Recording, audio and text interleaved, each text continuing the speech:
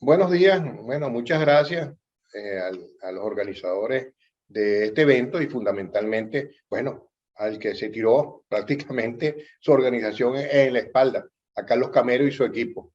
Muchas gracias. Vamos a ver si el año que viene, en el año 22, vamos a estar personalmente por allá, por Valle de la Pascua. Bueno, el tema que me asignaron los organizadores fue la supuesta reinstitucionalización del Poder Judicial y las normas fachadas.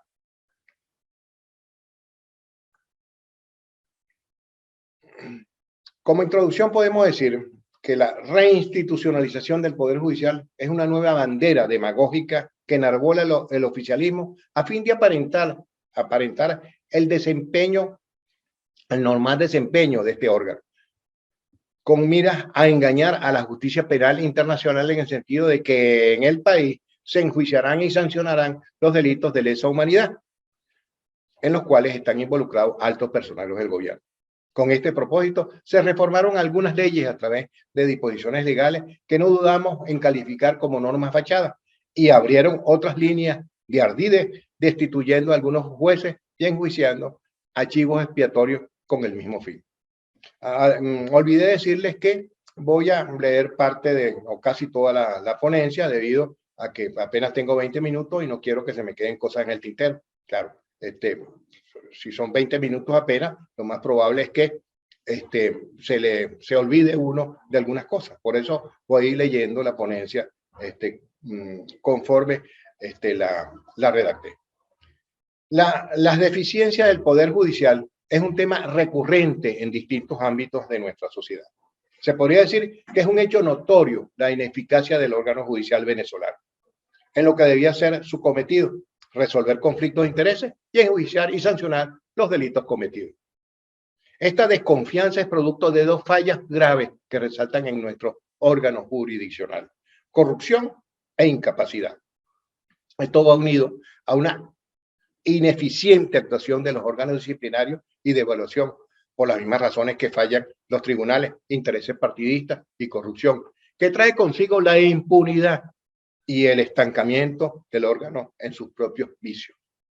La falta de autonomía del juez en sus funciones y en general la carencia de independencia del Poder Judicial obedece principalmente a dos factores: corrupción e incapacidad, que redundan en una evidente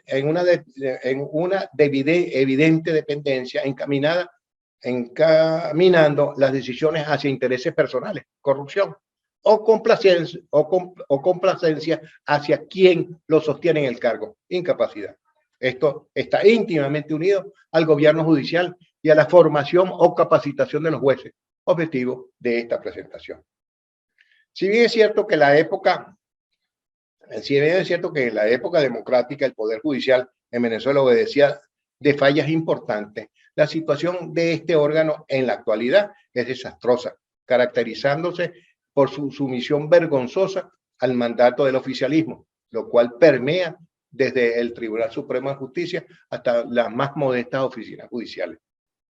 Lo que se describe en esta ponencia no va dirigido solo a detallar la bochornosa situación de la justicia en el país, sino también esbozar algunas ideas para llevarlas a cabo cuando regrese a Venezuela el modelo de auténtica democracia que esperamos. Para ello será necesario diseñar un procedimiento para designar a jueces aptos para cumplir su función y delinear una forma de gobierno judicial acorde con el sistema democrático. Las normas fachadas. La idea de norma fachada es propia de la criminología, de la criminología crítica de los años 70 y 80 del siglo pasado, a fin de denunciar aquellas normas que el sistema liberal creaba a través de los órganos legislativos dirigidos a ocultar fallas del propio sistema. En Eficacia simbólica en narcotráfico, Mauricio García Villegas lo plantea con claridad. Las normas son creadas con el propósito de utilizar su promulgación para la creación de una cierta representación colectiva, a través de la cual el gobierno obtiene mejores beneficios políticos. Más adelante escribe que los objetivos explicitados de la norma se sustituyen por otros objetivos no declarados en el texto y cuya realización no depende del éxito instrumental de la disposición. En pocas palabras, el texto legal no es aprobado para ser aplicado según su contenido, sino para aparentar tal aplicación. La intención al crear tales normas es que tenga una eficacia simbólica, olvidando la función que debería tener, es decir, la eficacia instrumental o unificacia instrumental. Argenis Riera Encinosa también presenta un concepto y una idea de norma fachada en el libro de Rosa del Olmo, La sociología de la droga. Pero no nos podemos detener en ello porque se nos hace el camino el tiempo.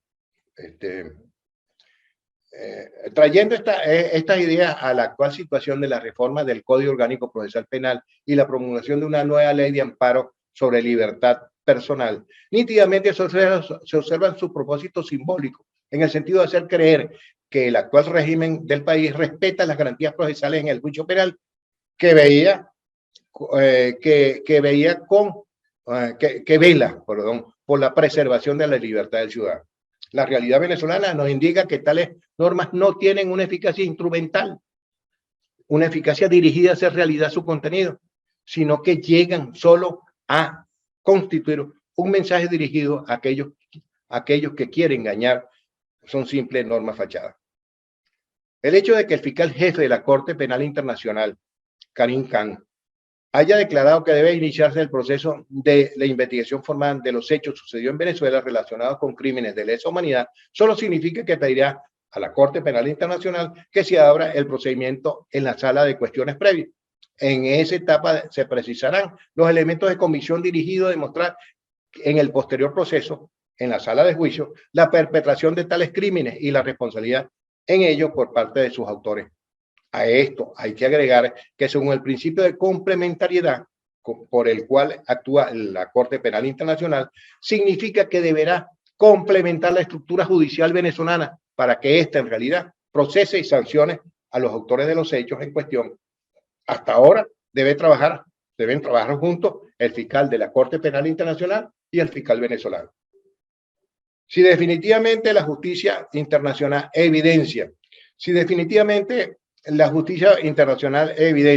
que la justicia interna no puede o no quiere enjuiciar los crímenes cometidos, es cuando de manera independiente seguirá el juicio, presidiendo el Ministerio Público del Poder Judicial venezolano. Es con esos propósitos que se promulgaron esas normas fachadas para dar la impresión de que tales instituciones internas, así como los poderes ejecutivo y legislativo, respetan el debido proceso.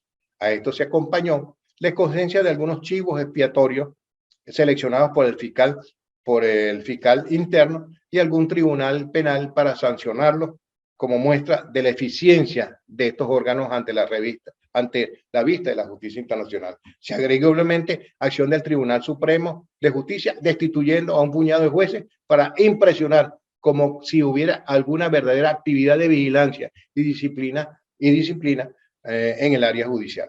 Todo ello es lo que constituye el timo que ha orquestado el oficialismo.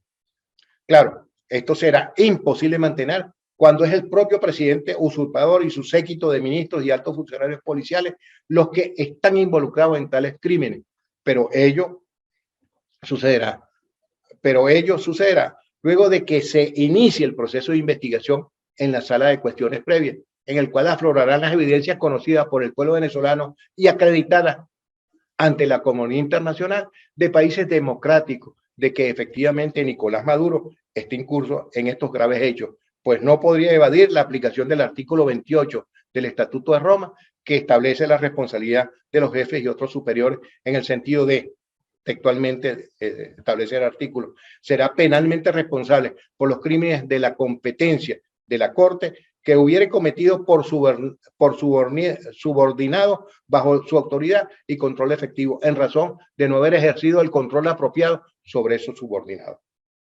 Llegado a esa etapa del proceso, sería difícil que la justicia internacional siguiera aplicando el principio de complementariedad parcial, actuando de la mano de la autoridad venezolana y debiera entonces aplicar este principio en su sentido radical, sustituyendo totalmente tales autoridades internas en la investigación de la decisión, para poner en práctica en forma independiente la poderosa jurisdicción internacional de la cual está investida a través del Estatuto de Roma. Otro punto importante en relación al Poder Judicial es la designación de la formación del juez en Venezuela. Actualmente en Venezuela no existe un procedimiento para designar a los jueces. Estos son nombrados de manera irregular con base a la audiencia que demuestran tener a las órdenes del oficialismo. No existe autoridad, no existe autonomía en el proceder de los jueces en cumplimiento de las funciones y por tanto el país cuenta con un poder judicial carente de independencia. Por lo anterior, se hace necesario una vez se reemplace el régimen arbitrario existente en el país, diseñar un sistema de evaluación de los jueces, así como someter a los incursos en falla a un debido proceso disciplinario para determinar si pueden continuar en sus funciones.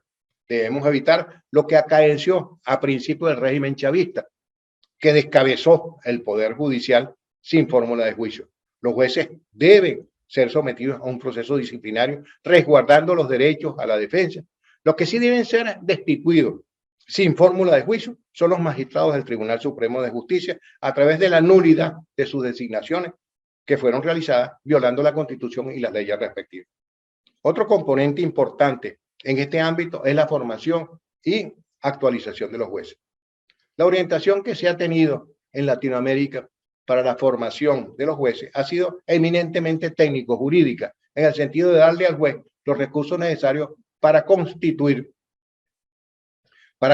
en custodia de la legalidad positiva, es decir, de la positividad del derecho aplicado al caso concreto, a fin de resolverlo a través de un proceso de subsunción vergalis.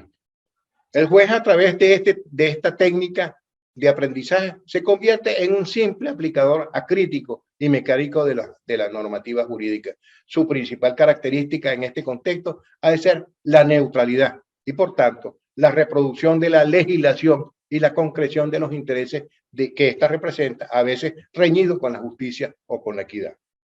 En el Libro Blanco de la Justicia, publicado por el Consejo General del Poder Judicial Español en 1997, se critica el proceso selectivo de los jueces basado en conocimientos memorísticos jurídicos, descuidando otras facetas de capital importancia como son la capacidad argumental o la verificación de la cultura jurídica general que debe poseer el juez.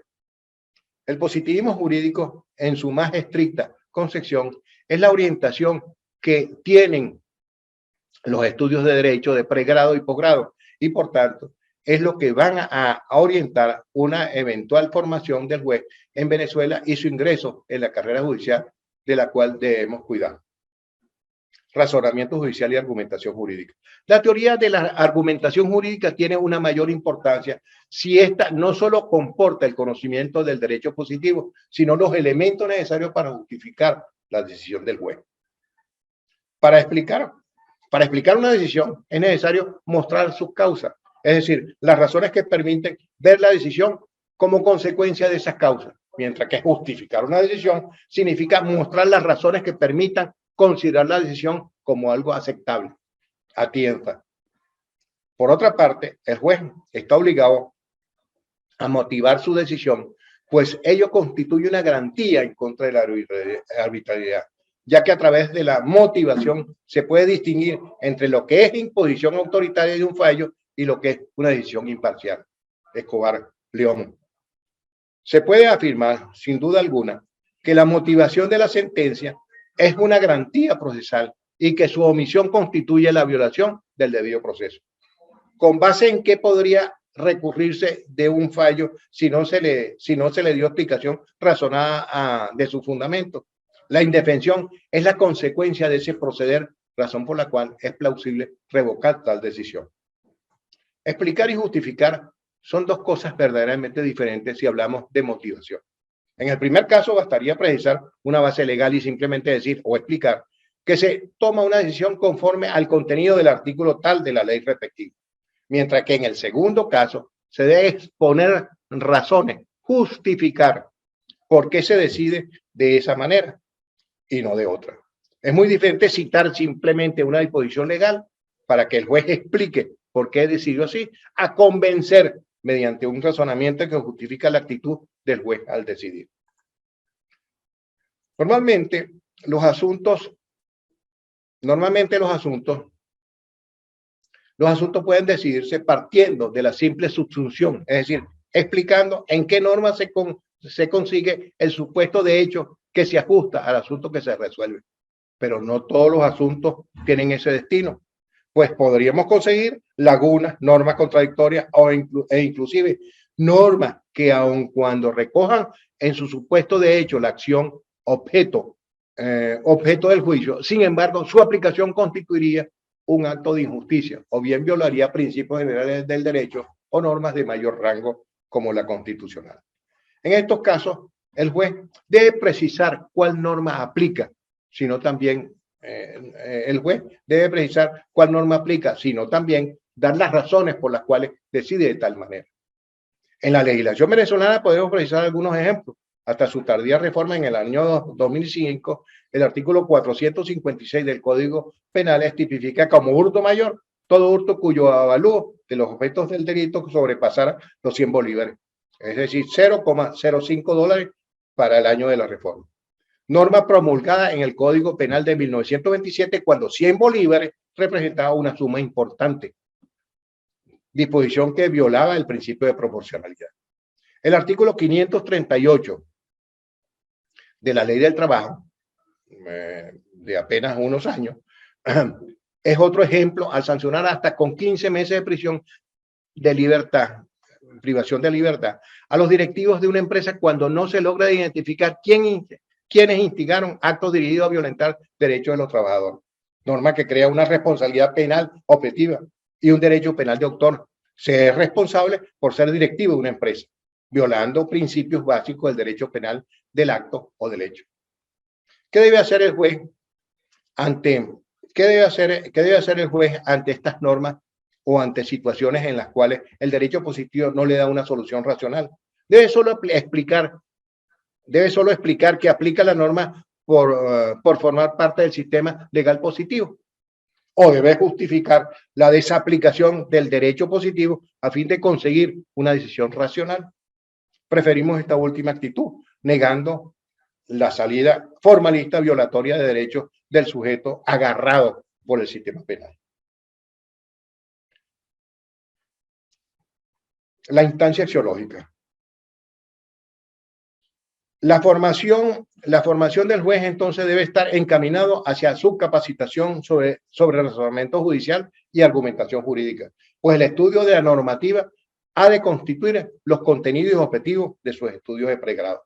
Solo de esa manera podemos contar con jueces que distingan legalidad de legitimidad, en el sentido de que no todo el derecho está en la ley, en la normativa positiva. Representantes de diferentes culturas jurídicas como Dworkin en la angloamericana o Ferrajoli en la continental europea, propician la idea de que la literalidad de la norma puede ser desatendida por el juez cuando dicha norma viola un principio. O bien, que uno de los pasos más importantes dentro del pensamiento jurídico contemporáneo es que aquel que indica que el operador de justicia debe examinar la regulación del derecho positivo, no solo con vista en su forma, en la forma en que se produjo esa norma, sino también hay que revisar el contenido o el contenido producido, el contenido de la norma. El planteamiento de formar al juez crítico valorativo del sistema legal que contribuya a través de esa actitud con la formación de esa instancia axiológica que el nuevo pensamiento jurídico hizo parte de la ciencia o del derecho. Perdón, el planteamiento es formar al juez crítico, valorativo del sistema legal, que contribuya a través de esa actitud con la formación de esa instancia axiológica que el nuevo pensamiento jurídico hizo parte de la ciencia del derecho.